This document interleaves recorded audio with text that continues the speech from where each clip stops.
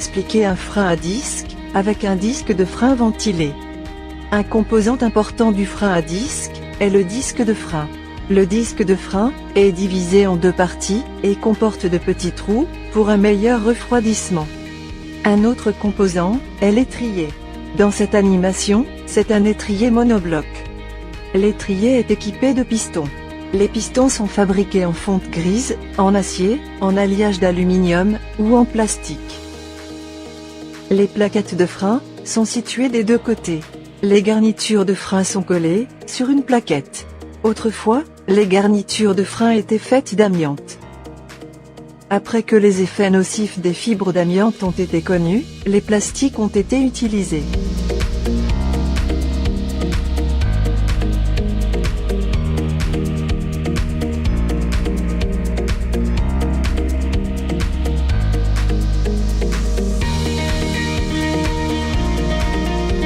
Les pistons sont contrôlés par le liquide de frein, et étanchés, à l'aide de bagues d'étanchéité. Le liquide de frein entre dans les canaux, par l'intermédiaire d'un raccord hydraulique.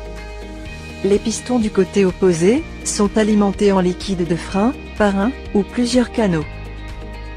Dès que le conducteur appuie sur la pédale de frein, une pression est exercée sur le liquide de frein.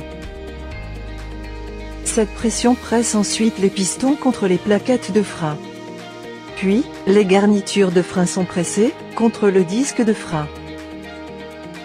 Pour éviter un frottement, une distance minimale entre la garniture de frein, et le disque de frein est nécessaire. Cet espace, doit être d'environ 1 mm.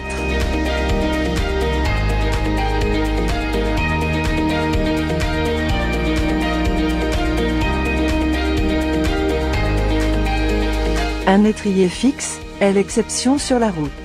Le plus souvent, les étriers flottants sont utilisés pour les voitures normales. Les étriers flottants, ont un, ou plusieurs pistons sur un côté, et sont moins chers que les étriers fixes.